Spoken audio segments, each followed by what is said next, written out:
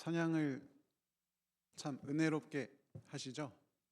네, 제가 찬양 들으면서 처음에 이제 큰일 났다. 이거를 특송을 안 하고 넘어갈 뻔해서 이제 뒤에서 혼자 식은땀을 막 흘리고 있었는데 이제 어떡하지? 이제 설교해야 되는데 이거 앞에 인사를 또 먼저 시작했는데 이거 어떻게 해야 되지? 하고 있는데 가사가 참 두려움 없네 두려움 없도다 해가지고 두려움 없이 설교를 뻔뻔하게 좀 이어가 보도록 하겠습니다. 아까 이제 기억 안 하시는 걸로 치고 다시 한번 인사해 보겠습니다. 새해 복 많이 받으세요. 네. 이게 11월 30일이 오늘 11월 28일이잖아요. 근데 이제 새해 복을 많이 받으라는 인사가 조금 이상하시지 않을까 싶습니다. 근데 여러분 혹시 교회력이라고 혹시 아시나요? 교회력? 교회력 여러분 뭐 교회력은 이제 모르실 수 있어도 뭐 사순절, 대림절, 부활절 이런 절기들은 이제 다들 잘 알고 계시죠? 교회력이라고 하는 건 무엇이냐면 교회가 1년 동안 예수님을 기억하고 특별히 예수님의 구원 사역을 되새기기 위해서 예수님의 삶과 죽음과 부활 그리고 성령 강림 이런 구원의 역사들을 중심으로 이제 1년을 이렇게 순환하도록 만든 그런 절기, 교회에서 지키는 절기로 된 달력을 교회력이라고 합니다. 가끔 이 교회력 절기, 이 교회력에 대해서 어떤 분들이 이게 카톨릭에서도 하는 거거든요. 그렇기 때문에 조금 이상한 거 아니야? 이렇게 오해하시는 분들이 가끔 계세요. 그런데 교단이나 교회들마다 이제 조금씩 다르기는 하지만 가톨릭뿐만이 아니라 모든 교회들에서 여러 가지로 이 교회력을 받아들입니다. 지금 이 사진은 우리 교단에서 나온 교회 달력인데요. 이거를 굉장히 중요하게 지키는 교단이나 교회도 있습니다. 그래서 절기를 다 이렇게 핵심적으로 지키는 교단도 있고, 아니면 어떤 교회나 교단에 따라서는 어떤 예배 드릴 때 예배의 틀이나 아니면 신앙 교육의 자료로서 활용하기도 합니다. 제가 예전에 처음 사역했던 교회에서는 그 절기마다 색깔이 있어요. 뭐 보라색, 초록색, 하얀색.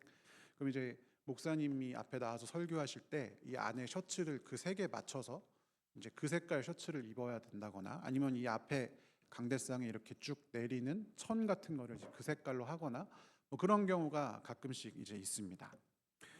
저희 장로교 통합 측에서도 아까 보신 것처럼 매년 이 교회 달력에 맞춘 그 달력도 나오고요. 또 그것에 맞춰서 설교를 하거나 뭐 하기도 합니다. 여러분들 잘 아시는 부활절, 성령 강림절, 사순절 이런 절기들이 교회에서 그냥 목사님이 알아서 정해서 하는 게 아니라 이렇게 교회력에 정해진 거에 따라서 저희가 맞추어서 이제 하는 거죠. 그런데 이 교회력의 1년이 언제 시작하냐면 대림절부터 시작입니다. 그러니까 이번 주 주일, 돌아오는 주일이 대림절이잖아요. 그래서 그 실제로 뭐 지금이 새해가 된 건 아니지만 이제 교회의 그 력상으로는 다음 주가 새로운 1년이 시작되는 그런 어떤 주기이기 때문에 그거를 그냥 기억하시라고 새해 복 많이 받으세요라는 인사를 그냥 해봤습니다. 실제 새해는 아닙니다. 제가 뭐 날짜 모르거나 그런 건 아니고요. 자, 그렇다면 다음 주 이제 돌아오는 주가 대림절 첫째 주일이고 그게 이제 1년 순환하는 이제 예수 그리스도의 그 오심을 기억하고 다시 오심을 기대하는 그 다리까지 그 1년을 순환하는 시작이라면 지난 주일이 이제 끝이었을 거 아니에요. 이번 11월 23일이요. 자, 그러면은 이 신앙 달력 교회력이 한 바퀴가 돌면 지키는 마지막 주일은 어떤 주일이냐? 여러분이 생소하실 수도 있는 그런 절기인데 우리 교단에서 나온 2025년 목회 달력 아까 나왔던 거기에 보면 11월 23일이 어떤 주일로 되어 있냐면요. 네, 뭐라고 써 있는지 혹시 보이시나요? 왕이신 그리스도 주일이라고 되어 있습니다. 왕이신 그리스도 주일, 아마 다들 생소한 절기가 아닐까 생각합니다. 저도 목사 되기 전까지는 전혀 몰랐어요. 일부 잘 지키지 않는 교회에서 지키지 않는 그런 절기이긴 합니다. 이 왕이신 그리스도 주일은 그 무신론, 세속주의, 전체주의 이런 사회의 것들이 교회에 이제 막 들어오기 시작하니까 예수님만이 이 세상의 진정한 통치자이시다. 교회뿐만이 아니라 세상의 통치자이시다라는 것을 선포하고 그리스도의 이 땅에 대한 주권을 강조하기 위해서 제정된 그런 주일입니다. 예수님께서 모든 만물의 참 주인이심을 고백하는 주일이 바로 왕이신 그리스도 주일인 것이죠. 그러니까 대림절은 우리가 무슨 절기죠? 예수님이 오심을 기다리는 절기잖아요. 그러니까 아기 예수님이 이 땅에 오시는 것을 기대하고 기다리는 절기가 1년의 시작이라면 1년의 마지막은 그렇게 아기 예수님이 이 땅에 오셔서 우리의 왕이 되셨다라는 것으로 결론을 짓는 그런 주일이다라고 생각하시면 되겠습니다. 뭐 복잡하게 말했지만 간단하게 정리하면 우리의 왕이 다른 분이 아니라 예수 그리스도시다라고 고백하는 절기가 왕이신 그리스도 주일입니다. 자, 그렇다면 왕이신 예수 그리스도, 왕이신 하나님이란 것은 무엇을 의미할까요? 왕이신 하나님에 대해서 어렸을 때부터 찬양도 많이 하고 우리가 많이 이렇게 듣기도 하지만 제가 어렸을 때 와닿지 않는 지점이 하나가 있었습니다. 왜냐하면 저는 제 인생에서 왕이라는 존재를 만나본 적이 없기 때문입니다. 저는 뭐 여기 계신 분들 대부분 아마 그러시겠지만 대통령제가 있는 시대에 태어났습니다. 그리고 뭐 예전에는 그래도 아주 예전에는 대통령이 이제 명칭은 대통령인데 실제로는 왕처럼 이렇게 있었을 때도 있었지만 적어도 저는 제가 인식하기 시작한 어렸을 때부터는 다 대통령 지금의 대통령제랑 똑같이 대통령 선거로 뽑고 저는 자랄 때부터 대통령 뭔가 높은 사람이긴 하지만 왕이어서 막 그 왕의 말을 안 들으면 막 죽고 왕을 섬겨야 되고 이런 생각은 전혀 하지 않는 그런 세대인 것이죠. 그러니까 학창 시절에 여러분 그 막 조선 시대 무슨 시조 이런 거 배우잖아요. 그러면은 그 막 삼이인곡 같은 고전 가사를 보면 막 왕에게 막 절절한 사랑의 노래를 막 부릅니다. 막 왕이 사랑을 해주지 않으면 나는 눈물을 흘리고 막 그런 게 하나도 이해가 안 되는 거죠. 왕이 도대체 어떤 존재길래? 오늘날 주권은 국민 스스로에게 있다라고 말하는 이 시대에 진정한 왕이 무엇인지 그리고 왕을 섬기는 것이라는 건 무엇인지를 체험하기가 쉽지가 않습니다. 그래서 오늘은 성경에서 말하는 왕에 대해서 살펴보면서 우리가 하나님을 왕으로서 받아들이고 산다는 것이 특별히 오늘날 지금 이 시대의 우리의 현실에서 어떻게 살아가는 것인지에 대해서 함께 살펴보고자 합니다. 오늘 본문의 주인공은 사무엘입니다. 우리는 흔히 사무엘 선지자에 대해서 주요 기억하는 두 가지 이미지가 있습니다. 첫 번째, 여러분 사무엘 선지자 하면 무엇이 생각나세요? 네, 그 어린 사무엘을 제일 먼저 떠올리곤 하죠. 엘리 제사장과 함께 이렇게 살고 있다가 하나님의 음성을 듣고 그게 엘리 제사장이 부른 건 줄 알고 엘리 제사장에게 두 번이나 찾아가고 그 이야기를 많이 듣는 그 어린 사무엘에 대해서 우리가 많이 생각합니다. 그리고 두 번째로 우리가 생각하는 사무엘 선지자에 대한 이미지는 다윗 왕에게 기름을 붓는, 그러니까 다윗을 왕으로 골라서 기름을 붓는, 그리고 그 장면에서 하나님은 외모를 취하지 않으신다라고 하는 그 구절, 그걸 우리가 이제 기억을 합니다. 그런데 오늘 본문에서는 이런 사무엘과는 조금 다른 이미지를 지니고 있는 사무엘이 등장합니다. 우리는 흔히들 사무엘을 제사장으로만 알고 있는데요. 사실 사무엘은 사사 겸 제사장이었습니다. 사사와 제사장의 차이는 무엇일까요? 사사와 제사장의 차이. 제사장은 뭐 우리가 잘 알듯이 제사를 지내는 사람이죠. 사사는 영어로 하면 저지라고 하는데 오늘날 우리나라 말로 하면 판사가 됩니다. 재판하다, 다스리다 이런 뜻을 지닌 단어가 사사입니다. 이 사사는 이스라엘의 정치 지도자 겸 군사 지도자였습니다. 하나님께 제사를 지내는 제사장과는 구별된 존재였습니다. 그래서 우리가 이제 사사들을 이제 많이 알잖아요. 사사들을 뭐 기드온이라든지 드보라라든지 삼손이라든지 이런 사람들은 사사이기는 했지만 제사장은 아니었습니다. 그런데 사무엘의 시대에 와서 사무엘이 사사 겸 제사장이 되었습니다. 그래서 이 사무엘은 판사 역할도 하면서 제사를 지내는 제사장의 역할도 감당하면서 지내고 있었습니다. 그런데 사무엘이 나이가 들었습니다. 늙기 시작했습니다. 그러니까 사사 하나만 해도 여러분 업무가 얼마나 많겠어요. 이스라엘 백성들의 분쟁을 조정하고 재판을 하고 무엇이 옳은 일인지 이렇게 해야 되고, 그리고 제사장은 또 뭡니까? 제사도 지내야 되고 말씀도 가르쳐야 되고 할 일이 너무너무 많잖아요. 그러니까 이것을 모두 감당하기가 너무 어려워졌습니다. 그래서 이스라엘 백성들을 다스리는 일, 그러니까 사사로서 재판하는 일을 자신의 두 아들인 요엘과 아비야에게 위임했습니다. 그러니까 사사로서의 역할은 그만두고 제사장으로서의 역할만 하게 된 것이죠. 그런데 이 사무엘의 두 아들 요엘과 아비야에게는 굉장히 중요한 결격 사유가 하나 있었습니다. 그것은 무엇이냐? 재판을 공정하게 하지 않았다라는 것에 있습니다. 사무엘상 8장 3절을 세 번역으로 같이 한번 읽어보겠습니다.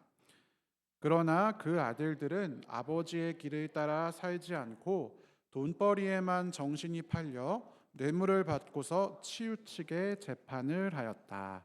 아멘. 사무엘은 공정하게 재판을 하였던 것으로 보입니다. 그러나 사무엘의 두 아들 요엘과 아비야는 공정하게 재판을 하지 않고 뇌물을 받았다. 돈벌이를 하기 위해서 재판을 이용했다라고 성경에 기록되어 있습니다. 여러분, 하나님께서는 공정한 재판을 매우 매우 매우 중요하게 여기십니다. 그래서 성경의 아주 많은 부분에서 재판을 공정하게 할 것을 요구하고 있습니다. 그 중에 대표적인 구절 출애굽기 23장 6절부터 8절까지를 같이 한번 읽어보겠습니다. 너희는 가난한 사람의 송사라고 해서 그에게 불리한 판결을 내려서는 안 된다. 거짓 고발을 물리쳐라. 죄 없는 사람과 의로운 사람을 죽여서는 안 된다. 나는 악인을 의롭다고 하지 않기 때문이다. 너희는 뇌물을 받아서는 안 된다. 뇌물은 사람의 눈을 멀게 하고 의로운 사람의 말을 왜곡시킨다. 아멘. 하나님께서는 악인을 의롭다고 하지 않으시는 분입니다.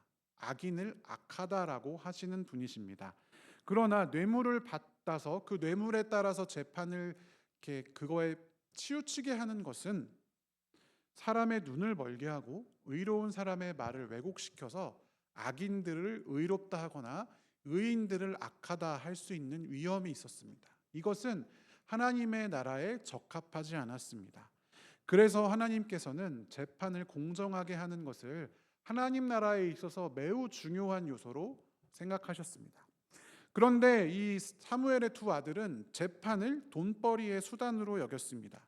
뇌물을 받고 재판을 그 뇌물을 공여해 준 사람들에게 치우치게 판결을 내렸습니다. 여러분, 그러면 무슨 일이 일어날까요? 당연히 뇌물을 주지 못하는 가난한 처지의 사람들이 그 재산 때문에 억울한 판결을 겪게 된 사건이 일어나게 되었습니다. 여러분, 이런 일들이 누적되니까 어떻겠습니까? 당연히 백성들의 원성이 높아지겠죠. 백성들의 원성이 높아지던 어느 날 그 백성의 장로들이 사무엘에게 찾아와서 이렇게 이야기했습니다. 사무엘상 8장 5절 세 번역으로 같이 한번 읽어보겠습니다. 그들이 제가 성경 구절을 안 쳤나 봐요. 죄송합니다. 사무엘에게 찾아와서 뭐라고 이야기하냐면 이렇게 이야기합니다. 사무엘 어르신 이제 늙으셨잖아요. 그런데 어르신의 아들들이 어르신께서 걸어오신 그 길처럼 살지 않습니다. 그러니까 이제 왕을 세워주셔서 당신의 아들들이 아닌 왕이 우리를 다스리게 하여 주십시오 라고 요구를 하기 시작했습니다. 아들들이 사무엘처럼 공정하게 재판을 하지 않으니까 그 사람들 못 쓰겠다. 그 사람들 바꿔주시고 왕으로 세워서 우리는 왕이 다스리게 하여 주십시오 라고 요구하기 시작했습니다. 그런데 이에 대한 사무엘의 반응이 특이합니다. 사무엘상 8장 6절을 같이 한번 읽어보겠습니다. 그러나 사무엘은 왕을 세워 다스리게 해달라는 장로들의 말에 마음이 상하여 주님께 기도를 드렸더니. 아멘. 개역개정에는 사무엘이 기뻐하지 않았다 이렇게 표현이 되어 있는데요. 저 개인적으로는 이 세 번역에 마음이 상했다라고 하는 표현이 좀 더 와닿더라고요. 늙은 사무엘은 자신의 아들들을 비판하고 왕을 세워달라고 하는 그 말에 마음이 상했습니다. 왜 마음이 상했을까요? 저는 처음에 이 성경을 읽으면서 이상하게 생각했습니다. 아니, 자기 아들들이 잘못해서 백성들이 찾아와서 바꿔달라고 하는데 왜 자기가 마음이 상해? 왜 자기가 그것에 기분이 안 좋아? 백성들의 불만이 일리가 있잖아요. 아무 이유 없이 사무엘에게 찾아와서 그 아들들 말고 왕을 세워주십시오 요구하는 게 아니라 그 아들들이 분명히 하나님 나라에 맞지 않은 잘못된 판결들을 했고 그것을 이유로 찾아와서 당신의 아들들 말고 왕을 세워주십시오라고 요구하는데 왜 뭐가 잘못됐을까? 사무엘도 엘리 제사장처럼 이제 나이가 들어서 판단력이 흐려져 가지고 팔이 안으로 굽는다고 자기 아들들 편을 들지 않아서 속이 상했나? 마음이 상했나? 사무엘이 왜 그러지? 그런데 그 뒤에 내용을 읽어보니까 사무엘이 이상하다. 사무엘이 늙어서 좀 변했다. 변질됐다. 이렇게 받아들이기에는 조금 이상합니다. 사무엘상 8장 7절에 보면 하나님께서 사무엘에게 이렇게 말씀하십니다. 백성이 너에게 한 말을 다 들어주어라. 그들이 너를 버린 것이 아니다. 사무엘이 정말 변질되었거나 팔이 안으로 굽었다면 엘리 제사장처럼 그렇게 된 것이라면 하나님께서 야 사무엘아 네 아들들 네가 잘못 키우지 않았니? 꾸짖으실 수 있잖아요. 네 아들 좀 제대로 좀 키우지 그랬니? 책망하실 수 있잖아요. 그런데 그렇지 않습니다. 오히려 사무엘에게 얘야 사무엘아 사람들이 너를 버린 게 아니야. 이렇게 위로를 하십니다. 그들이 너를 버린 것이 아니다. 그 이야기는 무엇입니까? 사무엘은 백성들의 이 요구가 자신을 버린 것 이렇게 생각했기 때문에 하나님께서 얘야 사무엘아 사람들은 너를 버린 것이 아니야 이렇게 이야기하셨다는 것이죠. 왜 사무엘은 백성들의 이 요구를 자신을 버린 것으로 생각했을까요? 사실 여러분 아들은 핑계였기 때문입니다. 여러분 생각해 보십시오. 아들이 문제였다. 이게 핵심이잖아요. 문제의 핵심은 아들이잖아요. 아들이 문제였다면 사무엘님 어르신 아들 좀 똑바로 좀 가르쳐 주세요. 아들 때문에 너무 힘들어요. 이렇게 하든지 아니면 아들 말고요 다른 사람들을 좀 사사로 세워주시면 안 돼요?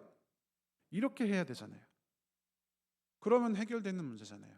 아들이 문제면 그 아들이 바뀌면 되잖아요. 그런데 아니면 사무엘한테 찾아가서 사무엘님 좀 힘드시겠지만 나이 드신 거 제가 이해하지만 지금 이런 일 때문에 너무 힘드니까 다시 좀 사무엘님이 맡아주시면 안 돼요? 이렇게 요구하는 게 맞잖아요. 그런데 이 사람들은 그렇게 하지 않고 사사 제도를 없애주십시오. 왕을 세워주십시오. 이렇게 요구한 겁니다. 정치 체제를 바꾸고 싶어 했던 거죠. 사사나 왕이나 뭐가 다르지 싶지만 정치 체제를 바꾼다는 것은 엄청난 변화를 의미합니다. 여러분 당장 우리나라 대통령 지금 이제 5년에 한 번씩 선거해가지고 뽑잖아요. 갑자기 대통령이 저는 2번 해먹겠습니다 한다거나 아니면 대통령 말고 총리가 옛날 근데 외국엔 그런 나라도 많잖아요. 내각 책임제 그런 식으로 바꾼다라고 하는데 그게 쉽겠습니까? 얼마나 어려운 일이에요. 그게 당장 엄청난 변화를 가져오잖아요. 그럼에도 불구하고 이 사람들은 무리한 요구를 합니다. 그럴 필요까지는 없는데도 불구하고 왕을 세워달라 요구합니다. 사실 아들은 핑계였던 거죠. 명분이었던 겁니다. 왜일까요? 첫 번째 이유로는 아마 사무엘과 그 일가에 집중되어 있는 이 권력을 그대로 두고 보기가 싫었던 것은 아닐까 싶습니다. 왜냐하면 사무엘이 처음으로 제사장과 사사를 같이 하는 사람이었기 때문입니다. 그 전까지는 제사장과 사사는 따로였죠. 그런데 사무엘의 시대에 이르러서 사무엘이 혼자서 사사 역할도 하고 제사장 역할도 하게 되었습니다. 정치적으로만 바라본다면 하나님의 일에 대해서 생각하지 않고 정치적으로만 바라본다면 종교와 정치의 권력이 원래는 나뉘어져 있었는데 사무엘의 시대에 하나가 된 그런 것을 의미하겠죠.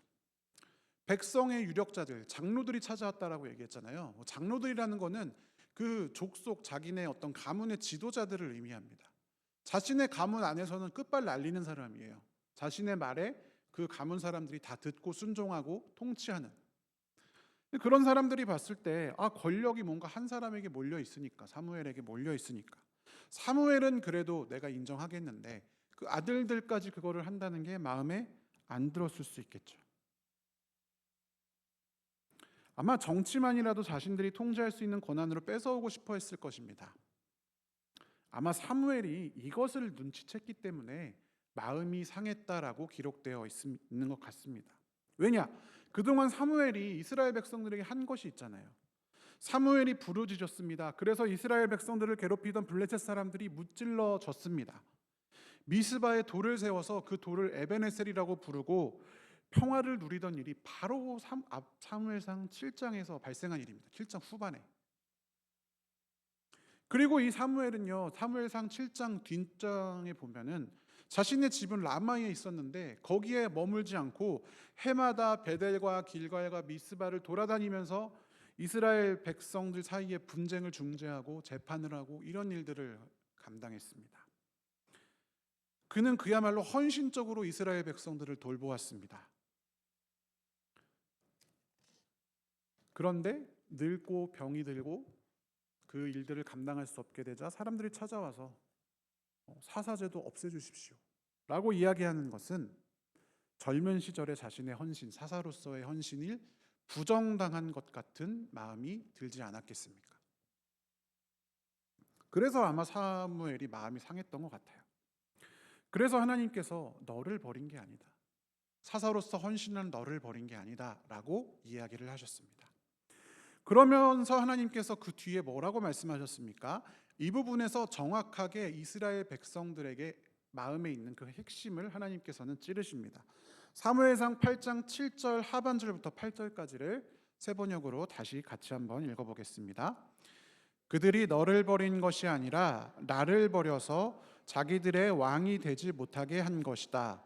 그들은 내가 이집트에서 데리고 올라온 날부터 오늘까지 하는 일마다 그렇게 하여 나를 버리고 다른 신들을 섬기더니 너에게도 그렇게 하고 있다. 아멘. 사무엘아, 사람들은 사사로서의 너의 역할을 부정한 것이 아니다, 너를 버린 것이 아니다, 나를 버렸다. 그 사사를 세운 주체인 하나님을 버렸다라고 이야기하고 계십니다. 여러분, 이스라엘 장로들의 마음, 이스라엘의 유력 지도자들의 마음에는 사무엘과 그 가문의 권력 독점이 마음에 들지 않는 것도 당연히 있었겠죠. 그러나 핵심은 사실 그게 아니었습니다. 하나님께서는 그들의 마음 중심에 있는 핵심을 꿰뚫어 보셨습니다. 그들은 하나님의 위임을 받은 사사의 통치를 거부하였습니다. 그리고 좀 더 좋아 보이는, 뭔가 효율적이고 뭔가 강력해 보이는 주변 나라들이 채택하고 있는 왕정이라고 하는 정치 체제를 받아들이고 싶었습니다. 왕. 한 명의 절대 왕에 의해서 다스려지는 왕정이 훨씬 자신들에게 도움이 될 것으로 여겼기 때문입니다. 여러분, 역사적으로만 봐도요, 이 나라의 우리나라 역사뿐만이 아니라 전 세계의 역사를 봐도 원래는 이제 왕이나 이런 존재가 없었죠. 다 그냥 부족 사회였다가 사유재산이 생기기 시작하면서 그 권력이 조금씩 한 사람에게 독점이 되기 시작하죠. 처음에는 제사장들이 나라를 다스리다가 나중이 되면 왕이 다스리게 됩니다. 역사적으로도 정치 발전 과정에서 재정일치, 그러니까 제사와 정치가 하나가 된 그런 시대 다음에 나오는 게 왕정이에요. 왜냐하면 점점 이제 기술이 발달하고 주변 국가들을 정복하고 나라의 규모가 커지면 커질수록 어떤 절대 권력을 가진 사람의 말 한마디로 인해서 나라를 다스려야 그 나라가 좀 더 효율적으로 다스려지기 때문입니다.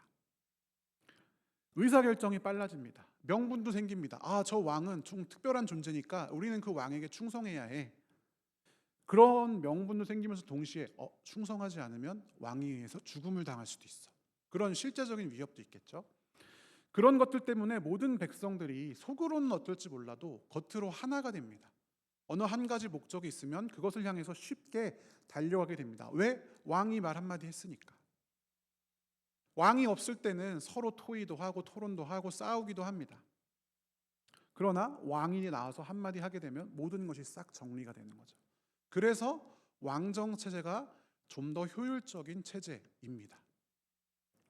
여러분, 그러나 사사 시대는 그렇지 않았습니다. 당장 사사기만 여러분 쭉 살펴보시면요, 사사가 하나님이 세웠으니까 뭔가 대단한 존재인 것 같지만 사실 우리가 잘 아는 유명한 사사들도 그 사사들의 명령에 지파들이 따르지 않는 장면이 너무나 많이 등장합니다. 이스라엘 백성들을 쳐들어온 그 나라를 무찌르기 위해서 전 지파를 소집하는데 어느 지파는 소집에 응하지 않습니다. 일부 지파들만 나서서 싸우죠. 사사기 마지막까지 가면요, 각 지파들이 막 싸우기도 하고요. 베냐민 지파는 막 그야말로 멸문지경에 이르러서 여성들이 다 죽고 그런 일들이 발생합니다. 사사기에서는 이런 혼란상을 딱 이렇게 한마디로 요약합니다. 사사기 21장 25절 같이 한번 읽어보겠습니다. 그때에는 이스라엘에 왕이 없었으므로 사람들은 저마다 자기의 뜻에 맞는 대로 하였다. 아멘. 혼란스러운 거죠. 그러니까 이스라엘 백성들의 장로들이 봤을 때, 야, 이거 사사 정치 체제 안 되겠는데? 자기 멋대로인데?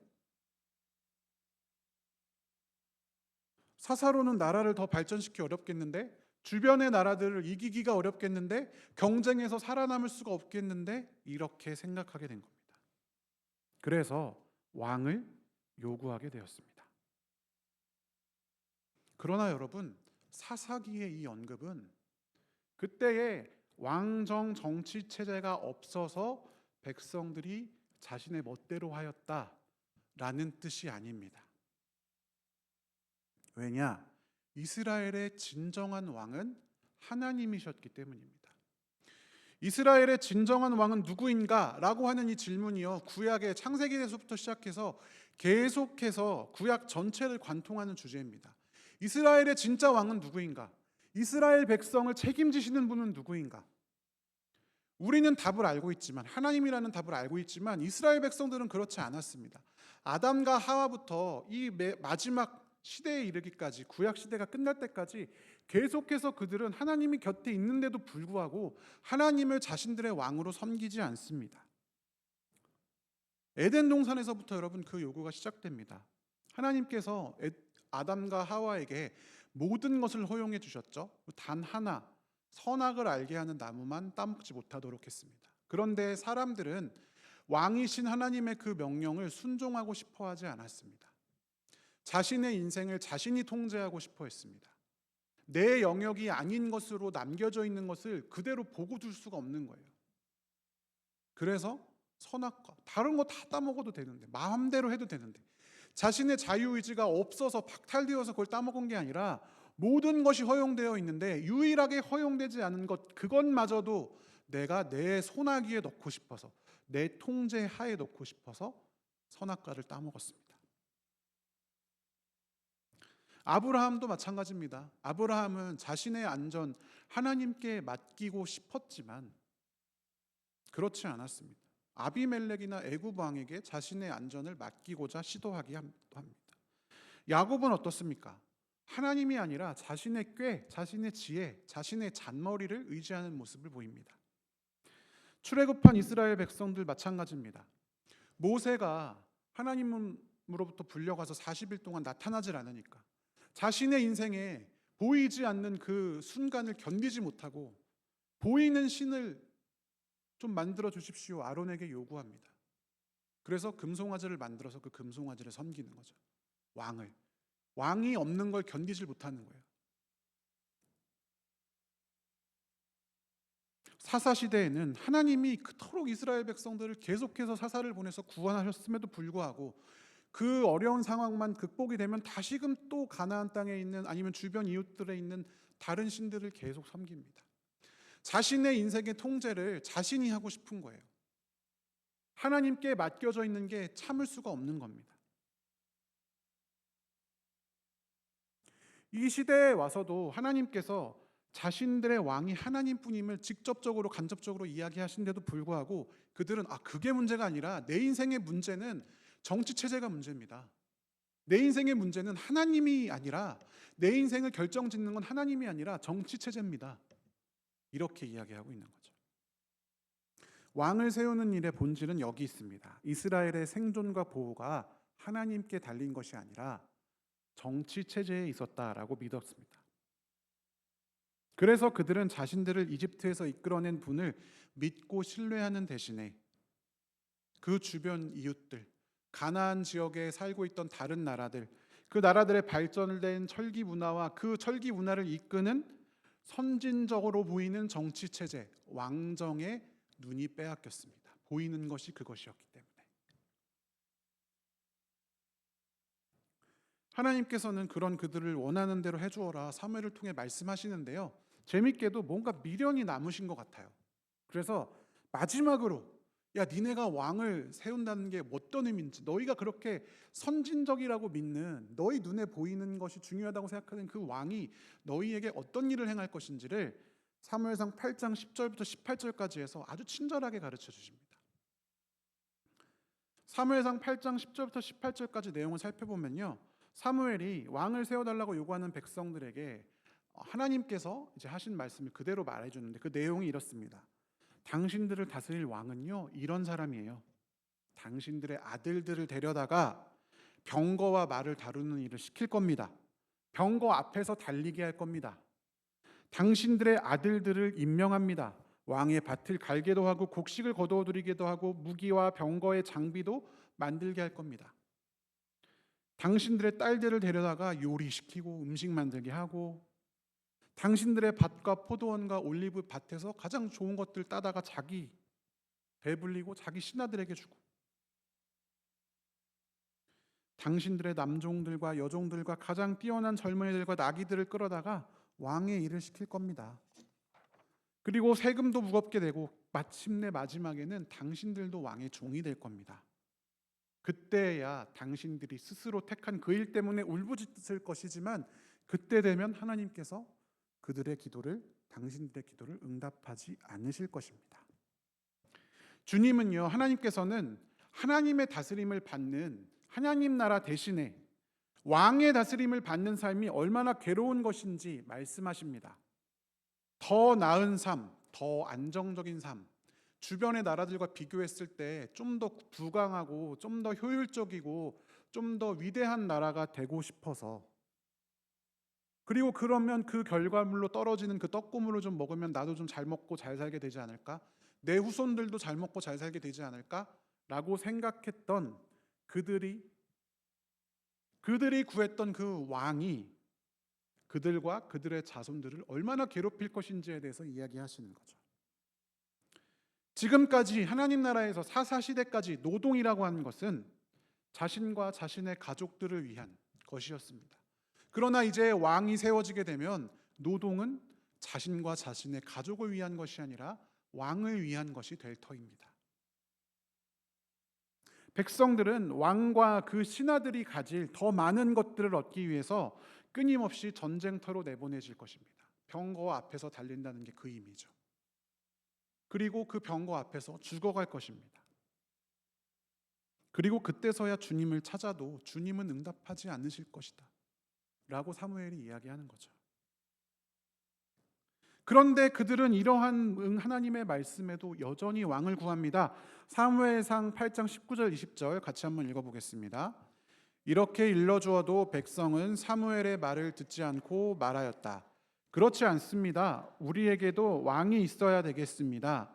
우리도 모든 이방 나라들처럼 우리의 왕이 우리를 다스리며 그 왕이 우리를 이끌고 나가서 전쟁에서 싸워야 할 것입니다. 그 전까지는 사무엘의 아들을 명분으로 내세웠는데 여기까지 이르니까 이제 자신들의 본색이 드러납니다. 우리도 이방 나라들처럼 하나님을 모르는 저 이웃들, 저 부강해 보이는, 그렇지만 잘 나가 보이는 저 사람들처럼 좀 해야 되겠습니다. 그러지 않으면 나 망할 것 같습니다. 그러지 않으면 나 큰일 날 것 같습니다. 그러지 않으면 우리나라 뒤처질 것 같습니다. 그러니까 나는 이제 저 이방 나라들처럼 왕을 섬길래요. 이야기하는 거죠. 이미 그들에게는 그들을 둘러싼 이웃나라의 모습이 더 아름다워 보였습니다. 선악과가 탐스러워 보인 것과 같습니다. 떠돌이 생활을 하다가 가나안에 겨우 정착했잖아요, 이스라엘 백성들이요. 근데 정착해서 보니까 자신들은 맨날 그 텐트 치고 살았는데 정착해서 보니까 성이 막 여리고 성이 엄청 위대하고 막 크고 거기에 있는 거 다 좋아 보이잖아요. 그들이 가진 도시, 체계, 군대, 정치 문화 모든 것들이 좋아 보였습니다. 눈부셨을 것입니다. 그리고 우리도 저거 쫓아가야 되는데 저거 쫓아가지 않으면 도태될 텐데 이런 불안감이 있었을지도 모르겠습니다. 게다가 그 주님의 뜻을 대행한다는 사사들 보니까 사사기에서도 보니까 기드온은 막 자기 아들을 막 몇십 명씩 낳고 삼손은 막 자기 힘 의지하다가 여자한테 꼬임 당해가지고 막 어려움을 겪고 막 입다 같은 사람은 함부로 막 자신의 딸을 바치겠다고 말하고 이상한 하나님이 선택한 사람들이라는 사람들이 막 뭔가 불완전한 거예요. 사무엘은 그나마 나아 보였는데 사무엘 아들들 보니까 안 되겠는 거죠. 그렇다고 사무엘한테 다시 맡기자 하니까 사무엘은 늙었잖아요. 우리를 싸우면 다른 나라랑 싸움하면 이길 수 있을까? 강대국의 틈바구니에서 나라를 이루고 살아가야 할 그들의 생존에 있어서 당장 더 필요한 것이 무엇이냐? 눈에 보이지 않는 하나님, 보이는 것이라곤 부족한 것 투성이인 사사 제도가 아니라 눈에 보이는 왕이라고 하는 존재였던 것입니다. 마지막 하나님의 설득도 결국 실패로 돌아가죠. 사무엘이 백성의 모든 말을 주님께 들으시도록 하나님께 말을 합니다. 그러자 주님이 체념하시듯 말씀하십니다. 그들의 말을 받아들여서 왕을 세워주어라. 그리고 왕이 된 사람이 누굽니까? 사울입니다. 보이지 않는 하나님을 자신들의 인생의 보호자로 삼지 못한 끝내는 하나님을 저버리고 보이는 것을 붙들려고 애를 쓴 이스라엘 백성들의 인생, 그리고 지금 우리의 삶을 한번 잇대어 보십시오. 여러분, 결국 생존, 도태되지 않기 위한 발걸음이라는 문제에 있어서는 근본적으로 우리가 같은 고민을 안고 살아가는 사람들이 아닐까요? 여러분, 우리의 인생을 빗대는 많은 어떤 비유 중에서 그 물 위에 떠 있는 오리 같다 이렇게 이야기하잖아요. 물 위에서는 고고해 보이지만 물 밑에서는 어떻게든 가라앉지 않으려고 막 발을 이렇게 하는 삶이 우리네 삶. 그래서 여러분, 생존을 위해서 젊은이들은 전 청소년부 담당하지만 청소년 애들은 좋은 대학교를 가야만 하고 시험 기간엔 애들이 안 나와요. 이해도 다 되죠. 왜냐하면 생존을 위해서 그것들이 중요하니까. 어른이 되면 주식, 부동산, 투자 정보, 인맥, 줄타기, 부족한 일자리, 올라가만 가는 집값, 불안한 미래, 온갖 것들이 우리 주변을 둘러싸 있습니다. 이 가운데서 우리는 매일같이 뒤처짐에 대한 불안감, 경쟁에 대한 압박감, 내 미래에 대한 걱정, 이런 것들에 시달리면서 살아갑니다. 여러분, 목사도요 다를 바가 없어요. 제가 부끄러운 이야기지만 저는 진짜 많이 상상하거든요. 내가 한 50살쯤 돼서 임지가 없어서 길거리에 나앉는 모습을 가끔 상상합니다. 지금은 우리 애가 이렇게 있지만 50살쯤 돼서 20살이 됐는데 내가 애한테 돈 한 푼 줄 수 없고 이런 삶이 되면 어떡하지? 막 그런 삶 상상하면 무섭잖아요. 근데 그런 삶이 되지 않으리라는 보장이 없잖아요. 그런 사람도 실제로 있고 주변의 목사님들 중에서는 나도 그렇게 되면 어떡하지? 저는 또 아프니까 그런 생각이 더 많죠. 그러면서 그 압박감에 시달리면서 살아가는 게 우리네 인생입니다. 저만 그런 게 아니잖아요. 다 마찬가지잖아요. 지금 내가 누리고 있는 것들 어느 순간 빼앗길지 모른다고 생각하잖아요. 그래서 그거를 빼앗기지 않으려고 애를 쓰면서 살아가는 게 우리네 인생입니다. 그래서 우리는 보이는 것들을 자꾸만 의지하게 돼요. 눈앞에 보이는 것들. 그것에 시선이 빼앗기게 됩니다. 마치 그 주식 아침에 앱에 들어가서 빨간색이 나오면 기분이 좋고 파란색이 나오면 우울하잖아요. 그런 것처럼 보이는 것에만 시선이 쫙 빼앗겨서 살아가는 게 우리 인생입니다. 각자가 그게 조금씩은 다르거든요. 그런데 자신의 인생과 자신의 가족을 책임지는 걸 보이는 것으로 두고자 합니다. 여러분, 제가 요즘에 되게 재밌게 보는 드라마가 있는데 서울 자가의 대기업 다니는 김 부장 이야기라는 드라마가 있습니다. 뭐 아직 결말도 안 나왔어요. 근데 제가 그거 보면서 김 부장 참 나랑 비슷하다 이 생각 되게 많이 하거든요. 여기에 나오는 김 부장이 막 온갖 그 대기업에서 이상한 막 자기 동기의 뒤통수를 때리고 막 이런 짓들을 하면서 벌어가지고 서울에 있는 구축 아파트를 사거든요. 24평으로 보이는 그 자가를 이제 갖게 되고 그거를 자신의 30년 동안 그렇게 자기가 힘들게 산 인생의 트로피라고 말하는 장면이 나옵니다. 서울에 있는 자가가 내 인생의 트로피다.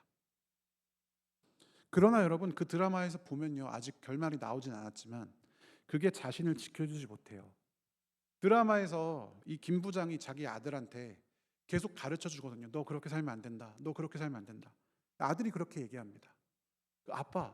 아빠가 말하는 그것들이 아빠를 지켜주지 않았잖아요. 아빠 잘렸잖아요. 여러분, 우리도 마찬가지예요. 하나님을 믿는다면서 이러한 것들을 우리를 지켜줄 것으로 우리가 생각합니다. 자가, 부장이라는 대기업 부장이라는 직위, 아니면 가장으로서의 명예. 여기는 가장이 아니신 분도 계시지만 어떤 훌륭한 사회 구성원이다라는 어떤 스스로에 대한 만족. 오만 것들이 우리를 지켜줄 것처럼 우리가 생각합니다. 하나님께 나아올 때도요, 하나님을 구하는 게 아니라 하나님께서 그런 것을 주시기를 구할 때가 훨씬 많습니다. 하나님을 그런 보이는 왕을 얻기 위한 도구로 삼는 거예요. 하나님을 왕으로 삼는 게 아니라.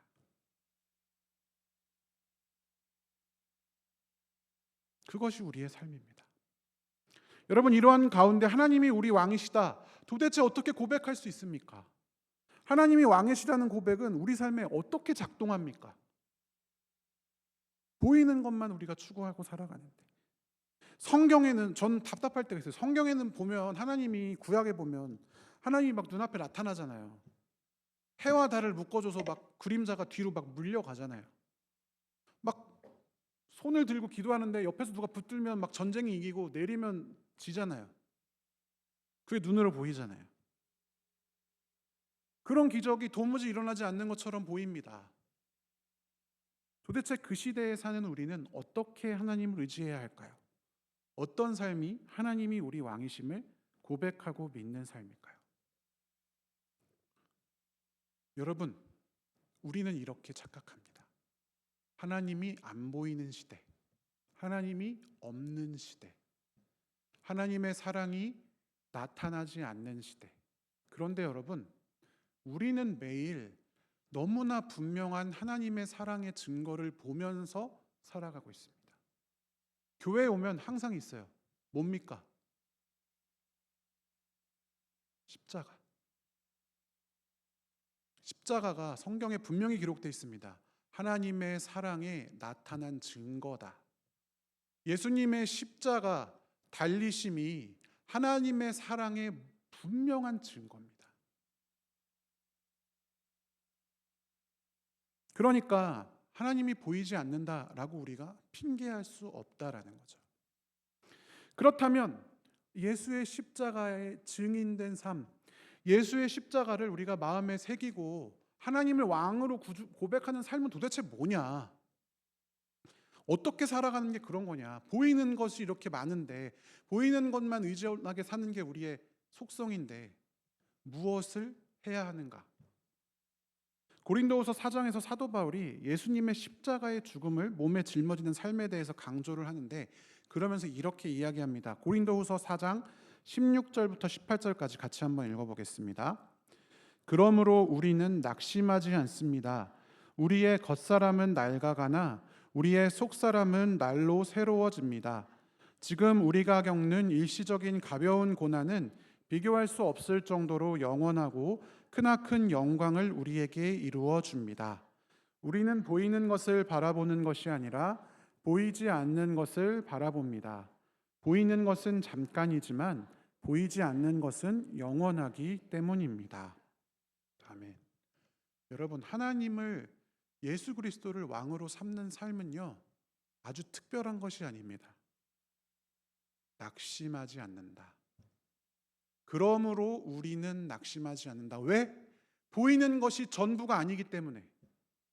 하나님 나라가 결국엔 우리 눈앞에 나타날 것이기 때문에 지금 우리가 볼 때에는 뒤처지는 것 같고 하나님의 뜻대로 선택하면 손해보는 것 같고 내가 피해보는 것 같지만 나의 현실이 굉장히 절망스럽게 느껴지지만 우리가 겪는 이 실패나 좌절감에 그대로 절망, 이게 끝이다 라고 낙심하고 있지 않는 것, 이것이 끝이 아니라는 믿음, 그것을 붙들고 살아가는 것이 하나님을 왕으로 모시는 삶입니다.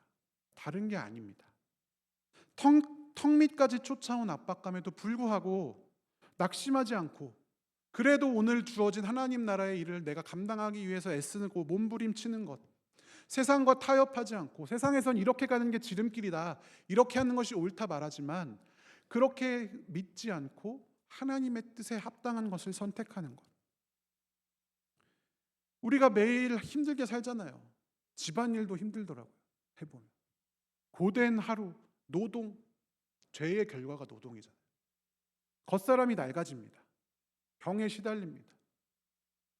그런데 성령께서 우리 속사람을 새롭게 하십니다. 그것을 우리가 믿는 거예요. 나 겉으로 늙어서 아무 일도 못해. 나 이제 끝났어. 내 인생 끝이야. 이렇게 말하지 않고 성령께서 나의 속은, 내 겉은 비록 낡고 내 겉은 병들고 아무것도 못하지만 하루 뭐 하면은 하루 종일 그 다음날 누워 있어야 되지만 그럼에도 불구하고 포기하지 않고 그래도 내 세상, 내 인생 이게 끝이 아니지. 다음에 내 눈앞에 나타날 하나님 나라가 있지. 그것을 믿으면서 오늘 주어진 하나님께서 맡기신 이웃을 사랑하고 하나님 사랑하는 일을 감당하는 것, 그것이 하나님을 왕으로 모시는 사람의 삶입니다. 그래서 주변 사람들이 볼 때 저 사람은 인생 끝난 것 같은데 왜 포기 안 하지? 저 사람은 남 도와줄 만한 계제가 아닌 것 같은데 왜 저렇게 오지랖 부려서 다른 사람들을 도와주지? 뭔가 있는데? 그렇게 보여주는 거죠. 우리는 포기하지 않는다. 낙심하지 않는다. 끝까지 하나님 붙들고 하나님 나라를 기억하면서 살아간다. 육신이 병들어도 포기하지 않는다. 절망하지 않는다. 이게 끝이 아니니까.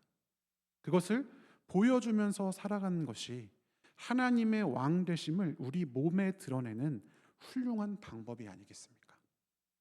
히브리서 12장 12절 13절에는 이런 구절이 있습니다. 같이 한번 읽어보겠습니다. 그러므로 여러분은 나른한 손과 힘 빠진 무릎을 일으켜 세우고 똑바로 걸으십시오. 그래서 절름거리는 다리로 하여금 삐지 않게 하고 오히려 낫게 하십시오. 여러분, 이것은 우리의 육신을 이야기하는 것이 아니라 우리 인생의 태도를 의미하는 구절입니다. 나른한 손, 힘 빠진 무릎. 나 눈에 보이는 거 아무것도 없으니까, 절망뿐이니까, 좌절뿐이니까, 내가 아무리 착하게 살려고 해도, 내가 아무리 하나님 뜻대로 살려고 해도 세상이 나에게 주는 건 이따위 것들 뿐이니까, 그래서 힘 빠진 무릎과 손으로 누워서 벌러덩 자빠져 있는 것이 아니라 이게 끝이 아니니까, 보이는 게 전부가 아니니까, 분명히 내 눈앞에 언젠가 하나님 나라가 나타날 거니까 포기하지 않고 다시 일어나 똑바로 걷는 거죠. 그것이 하나님을, 예수 그리스도를 왕으로 고백하는 사람들의 삶입니다. 성도 여러분, 우리 함께 그런 삶을 살아가기를 원합니다. 때론 넘어지고, 때론 힘들고, 때론 좌절하고 절망하고, 때로는 나 혼자서는 어떻게 할 수 없는 신음소리밖에 나오지 않는 상황 가운데 처한다 할지라도 그것이 끝이 아님을 명심하십시오. 그것이 인생의 종착지가 아님을 명심하십시오. 우리의 끝에는 하나님 나라가 기다리고 있습니다. 함께 기도하겠습니다.